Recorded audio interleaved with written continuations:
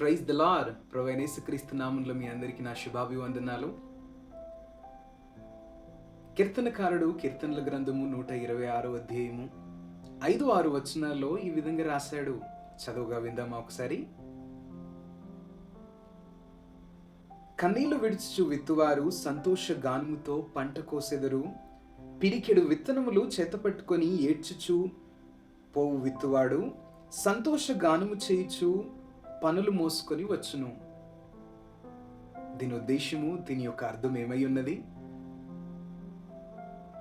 యేసుక్రీస్తు వారు లూకాసు వార్త 8వ అధ్యాయము 11వ వచనంలో ఈ విధంగా అంటున్నాడు. ఏంటి అనంటే, విత్తనము దేవుని యొక్క వాక్యమై ఉన్నది అని.